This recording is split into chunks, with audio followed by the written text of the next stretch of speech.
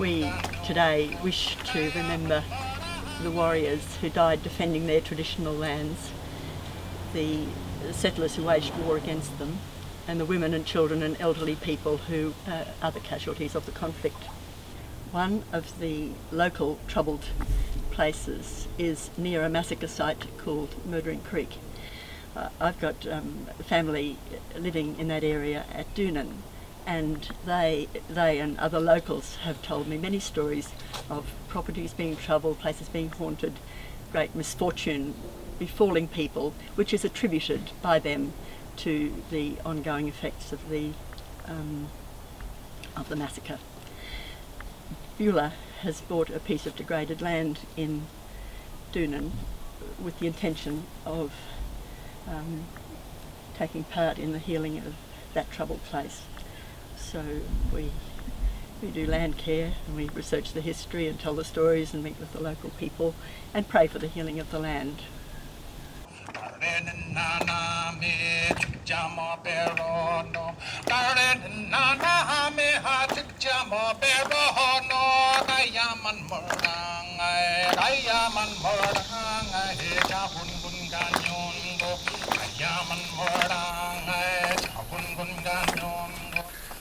So where are we then? What's this place? But this is the Murdering Creek. Wow, that is clear in there, eh? Oh, look how beautiful it is over here. Holy mackerel. So, Lyndon, why is this place significant?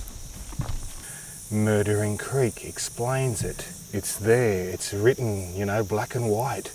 A lot of people that I work with in the community, I talk about Murdering Creek and then they go, well, I live near Murdering Creek and I've always wondered why they call it Murdering Creek. And they don't realise that the history stems back to the settlers planning an actual massacre in the 1860s. So very significant if you know that story. To be able to walk up here and to, you know, fully experience the place, it's a privilege really. You know, and that's where the healing sort of process begins, is when people sort of talk about it and people, you know, acknowledge the fact that this happened. You can imagine the Aboriginal people that, you know, were slaughtered in that massacre and how they're still crying out for justice. You know, that's where there's a lot of reports of hauntings around this area. People being haunted by Aboriginal spirits. So, you know, there's a lot of stuff that's hasn't been resolved. Yeah, you know, you can sort of understand, you know, why our people were treated that bad, because they just saw us as a problem more so than a solution to a lot of things. One sort of bad event that may have taken place here does sort of, you know, a lot of sort of scars the place, but that's all it really is. It's just it is a scar. It's a scar. It's a mark that was left on this landscape. But you know, we know that scars heal. You know, and by doing a lot of this stuff, it actually, as I said, it is a healing process. There's people in our community that, yeah, as I said, turn a blind eye to it. But then, you know, there's other people that, like everybody that's here today, that wants to bring this story and make more people aware of this story. Like, I read the letter from an old white farmer that lived here. Yeah. And this is where they set the trap. The trap here, somewhere here. To catch these. Yeah, to bring them out or something, eh? To bring them out. And from what I gather, they set a decoy. He walked out in the water a bit so the local Murrays spotted could see him. And then they were hiding in the bush with their guns. Yeah.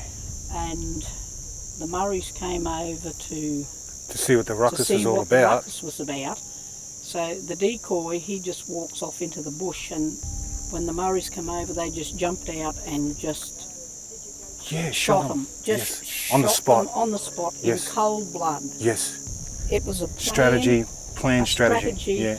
of genocide to the Aboriginal people. Yeah.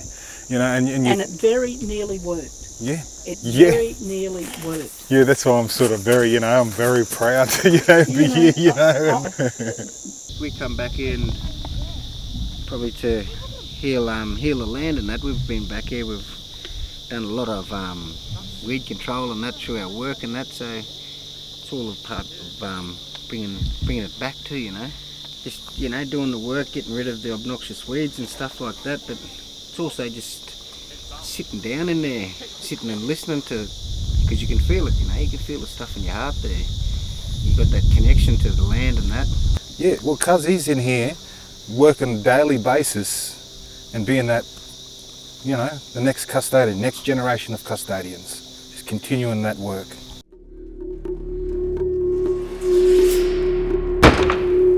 We did a lot of that filming for the Murdering Creek production.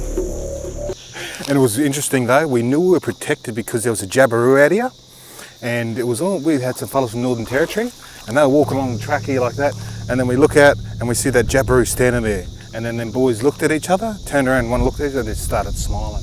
I said, what are you smiling about? And they go, oh there, look, grandfather out there looking over us. So we thought, but that's a good sign. Fall back like you got shot, man, like you feel it, man, But when we come in and recreate it and put ourselves in that place, that was the way of healing it and getting that story. Then we showed that story to all the schools then, So it was hard back in 2005 doing it, I must admit, but now I come here, years later, I've sort of, I've gotten past that impact. Yeah.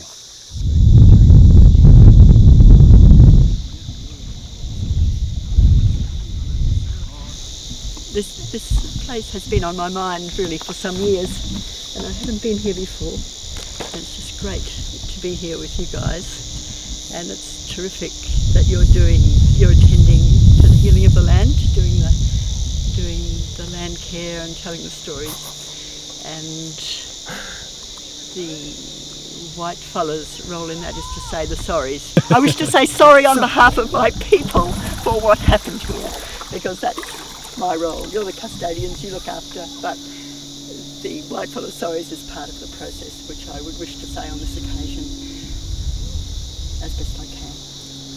You're one person that's, I said sorry there, and would thank you for that, eh? Yeah. We really appreciate you saying that, eh? Sure. And being here and, It's great. experiencing the place. And yeah, it actually feels alright, doesn't it, in a way? It does. The opportunity to say the necessary sorries is important for the land and for reconciliation, and to be about the same agenda, although we come from very different places. Because we all want for the past to be healed in various ways, and everybody's got a different contribution to make to that. And I'm very pleased to be able to play my small part.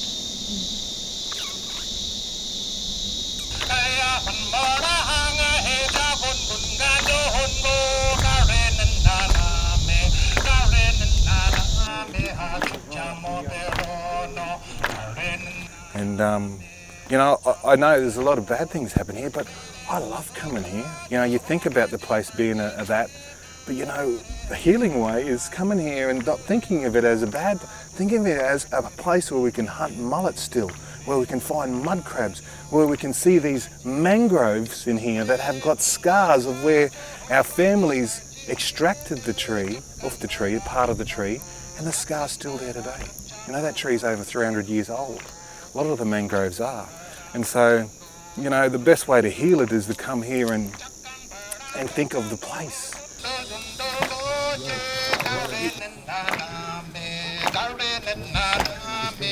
Not down the water.